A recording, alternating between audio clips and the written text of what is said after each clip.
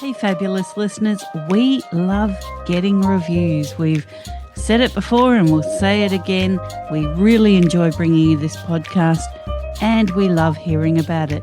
So, for the month of March, if you do a review for A Magical Life, Health, Wealth and Weight Loss, you go into our competition, our draw for a $25 Amazon gift card.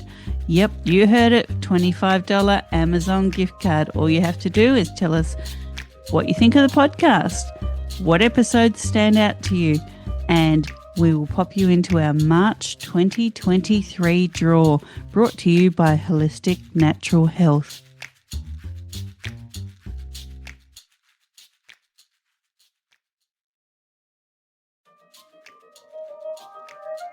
Welcome to A Magical Life, Health, Wealth and Weight Loss.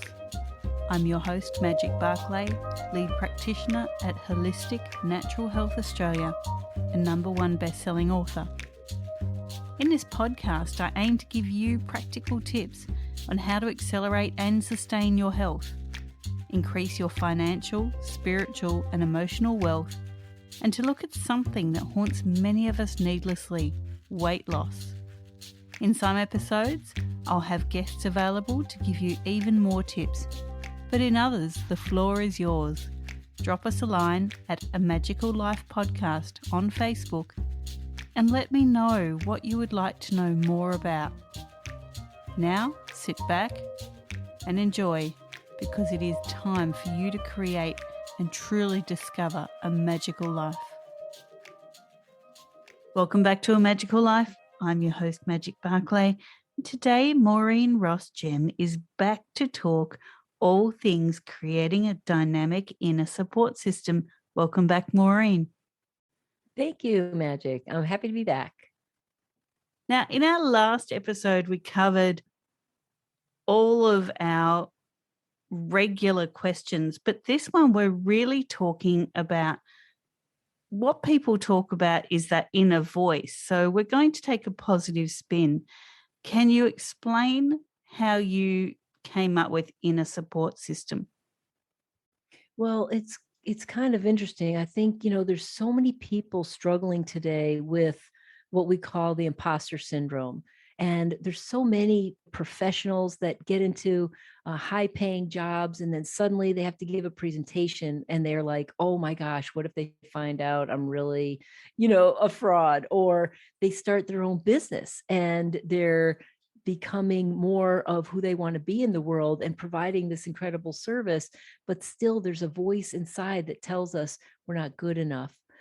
Everybody, you see, has two human fears. We're kind of all born this way, unless you're a psychopath, in which case you're probably not going to be listening to this podcast. So, but for 98% of us, we have an ego and we have an inner critic, an inner voice that tells us we're not good enough. Because when we're born, these two fears that we develop very, very early in life, like at 1 and 2 years old, is the fear that we're not enough, or that we're not pleasing mom and daddy enough, or that we are not going to be liked or loved, right? That fear of not being accepted. And those two fears, they tend to follow us throughout our entire life. And they are the underlying fears that guide a lot of our behaviors. Okay. So as we continue to grow up and become even conscious that we even have these fears by learning more about yourself, I really got sober at 24, right? So I'm trying to figure out who I am as a sober person, who I am going to be in life. What do I really have to give to a job, a boss, a team, a family, and that sort of thing. And I learned a lot about my inner voice because I became much more consciously aware of how I was speaking to myself. So years later, after I got out of my corporate job, because I didn't really, I wasn't developing this stuff all along, but 10 years ago, when I got out of that, I started my own business, Emerge Leadership Academy, and I decided people need a little course on the voice, how to manage that voice, because like I say, world peace starts with inner peace. Well, leadership starts with inner leadership. we really need to learn to get a handle on that voice so that we can become all that we can be, because not shining our light is not helpful for anybody, right? So we want to step up and do that. So that's when I created sort of this internal leadership, how to create a positive inner support system for yourself, otherwise known as like managing that inner critic or that critical inner voice. So there's 6 common strategies of the voice and a 5-step process to manage the voice. So, what are some of those steps that people can do? Because we all have that inner voice. And as you said, when we were discussing off air, everyone kind of talks about it as a negative thing, whether it be through imposter syndrome or what have you. But that inner voice can also be your guiding light and your savior. So, how do you really nurture that in those positive ways?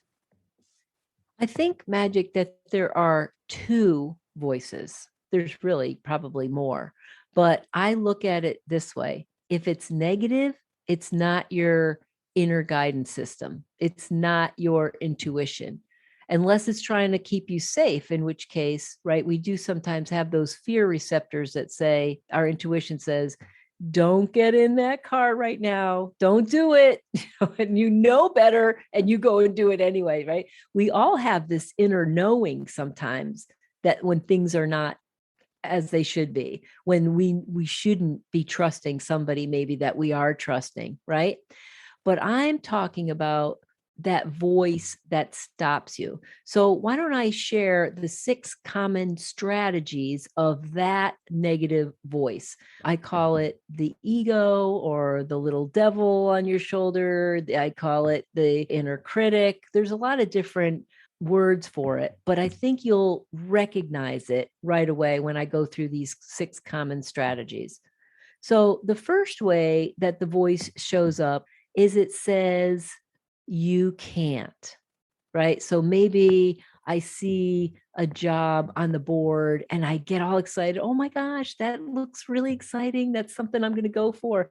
And then my inner voice kicks in. Oh, you can't go for that. You don't have all the experience that they're wanting, or you don't have the level of education that they're requesting. Like you can't do that. And that inner voice that stops us from doing things is really, I'm going to just go off the strategies for a moment, say it's really trying to keep you safe.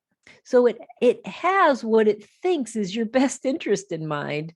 It's trying to keep you safe. But what happens when we stay safe is we stay small, we don't take any risks, we don't get out of our comfort zone, and we end up with a sad, sort of immobile kind of life where we're never doing anything or going anywhere because we're always hearing, you can't do that or you shouldn't do that.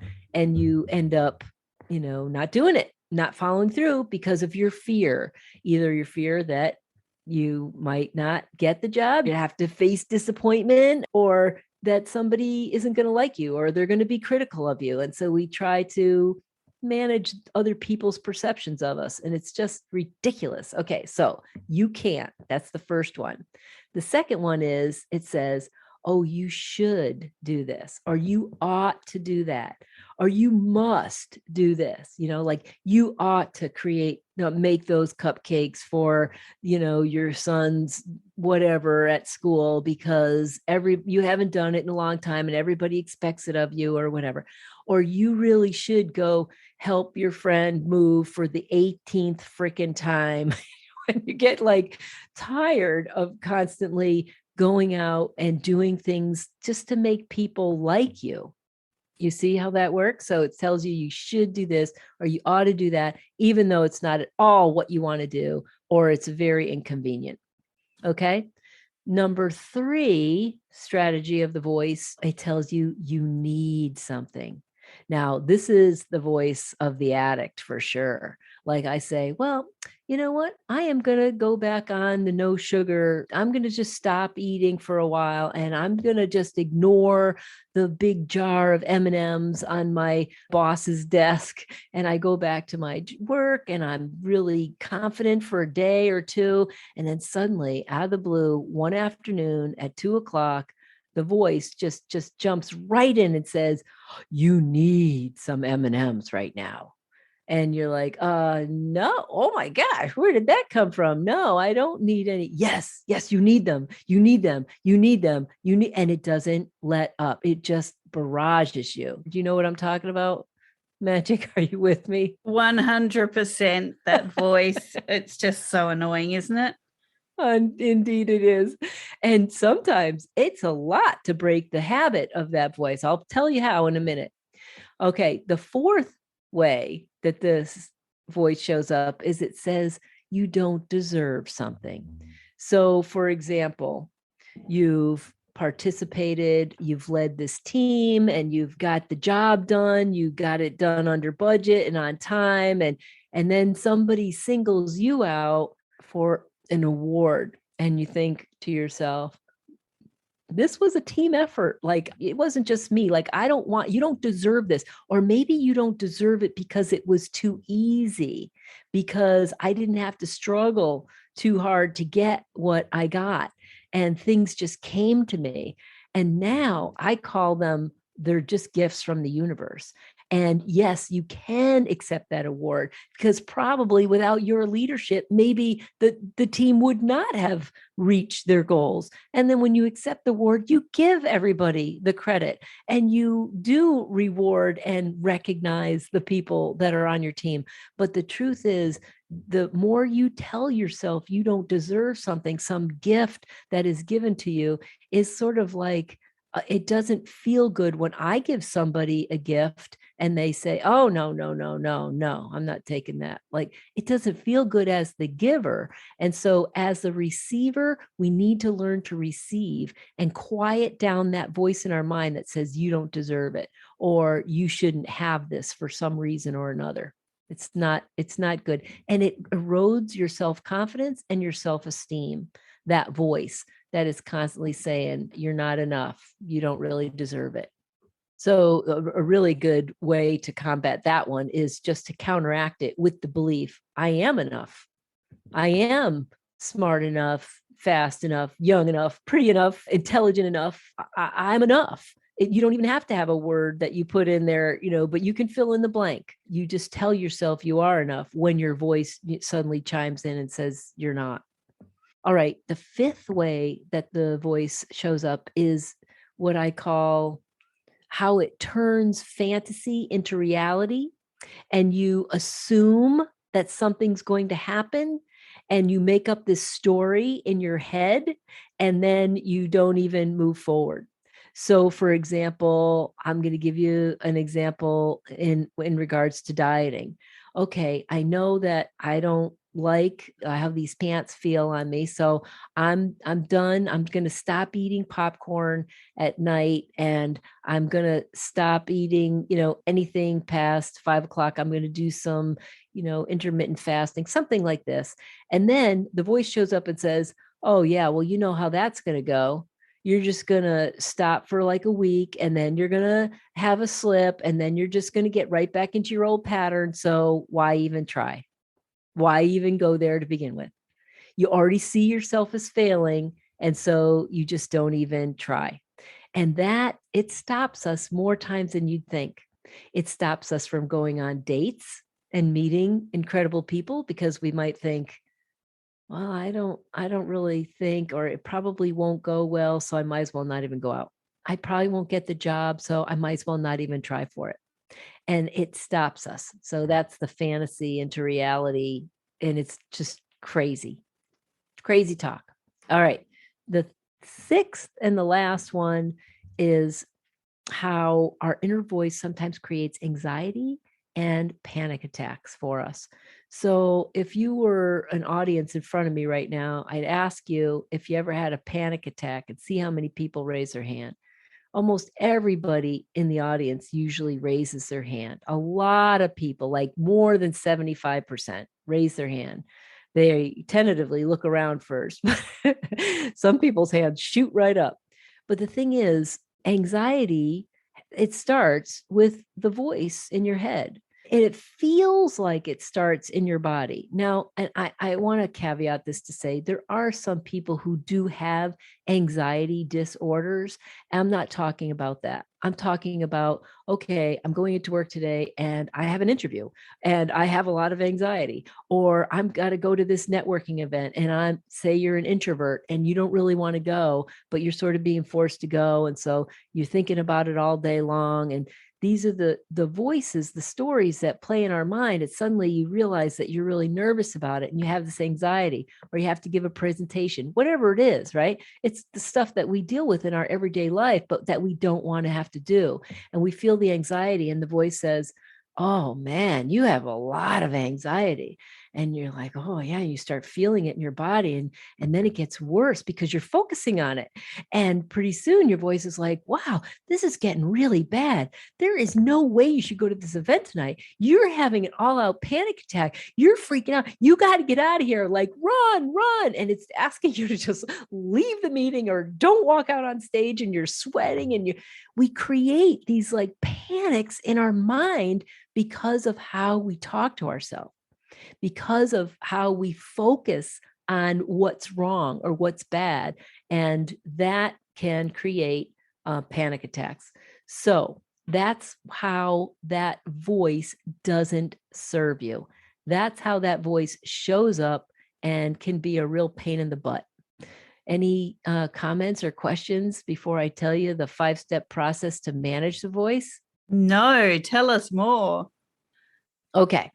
So it's important to the very first step is decide what it is that you really want to do. You want to run a marathon? You want to lose 20 pounds? Do you want to get a new exciting job? What do you want? And then that decision means that you are going to go up against yourself, which is the biggest obstacle. You're going to go up against that voice that's going to try to stop you. When times get tough, it's going to try to stop you. So number one is decide what it is you want. Number two is the first time that voice comes into your head and says, I can't, or you can't, or you need, or you should, or you don't have to prove anything. You don't have to do this. That's when you recognize that it is your voice. What I say about recognizing it is also name it. So, Magic, I want you to think about this because I'm going to ask you after. If you were going to name your inner voice, what would you name it? I named my inner voice Grenelda, my inner critic, Grenelda, who is the evil twin stepsister of Cinderella, just so you know. And so I could laugh at her, but recognize it. Okay, Grenelda, I see you over there. No, I'm not going to let you mess with my head right now. Or thank you for sharing. Please be quiet.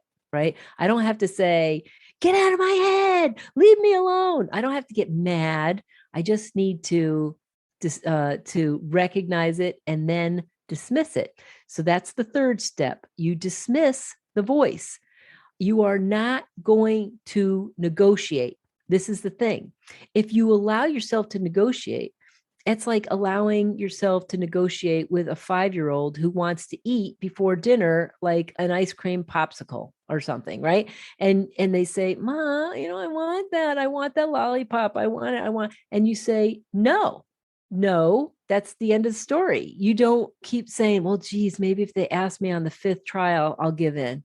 You don't do that. You don't give in. You don't let them go play out in the street if there's a lot of traffic going around. No, you're going to protect, right? So you got to treat that voice a little bit like that 5-year-old that's inside of you and say, no, there's no negotiation. The 4th step is a little bit of a combination. One, I would say 4 means setbacks mean nothing. If you do give in, you need to start again. You need to be able to practice.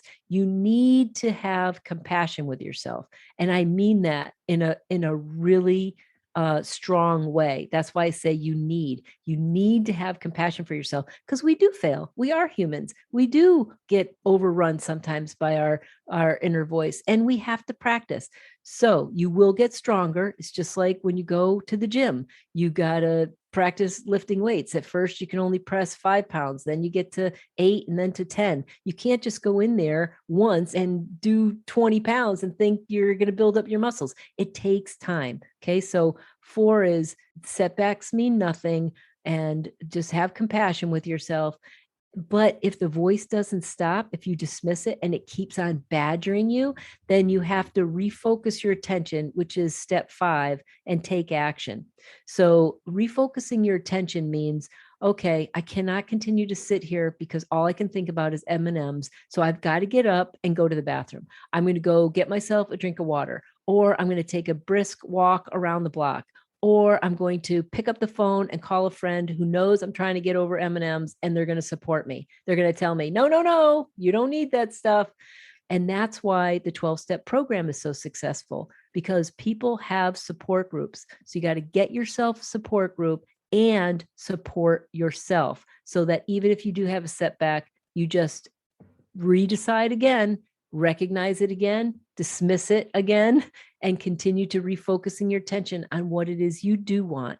So if you are running a marathon and your voice is telling you, this is too hard, you say, thank you for sharing, please be quiet. And you just move on and you keep on going towards your dreams, because if you don't, nobody else will. You have to decide, plan for what you need to do, and then take baby steps every day towards your dreams. That's what taking action is really all about.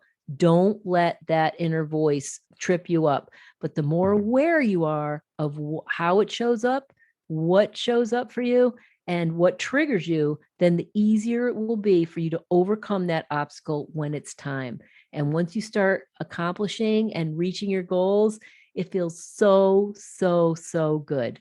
There's just nothing else like celebrating a win, right, Magic? I love that. So I'm going to tell that to Gwen, who is my not so nice inner voice. See, I knew. Yeah, we know what their name are.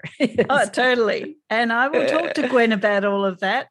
Now, you've shared so much fantastic information. So I really want the listeners to go look you up on Facebook at Emergent Leadership, Instagram, Emerge Leadership, LinkedIn, Maureen Ross Gemme, and over to your website, emergeleadershipacademy.com. Thank you so much for these couple of episodes. There's just been so much wisdom shared. I really love it. Thank you. Oh, you're very, very welcome. Thank you so much for having me on. And listeners, thank you for your time. This was your episode 177. In 178, we have Kathleen Flanagan joining us, and that will be a very fun episode as well. But for now, go forth and create your magical life. Thanks for listening today. Please subscribe to hear future episodes, leave a review, and share this podcast. You can follow us on Facebook at A Magical Life Podcast or at Holistic Natural Health Australia. That's holistic with a W. You can find us on Instagram at Holistic Natural Health or at www.holisticnaturalhealth.com.au. That's where you'll access all sorts of articles, freebies, and more.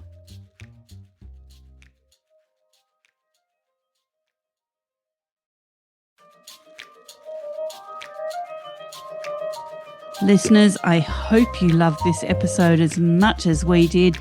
Again, we want to remind you that we have our March 2023 competition going on, and all you have to do is leave a review on Apple or Spotify or wherever you listen to this podcast, or even on our website, www.holisticnaturalhealth.com.au, and you will go into the draw for a $25 Amazon gift card. Yep, free giveaway. We love free stuff. You know we love freebies here. It's all waiting for you for March 2023, but hurry, this does close So we will be notifying the lucky winner on the Holistic Natural Health Australia Instagram and Facebook pages. Stay tuned, good luck, and go leave those reviews and create your magical life.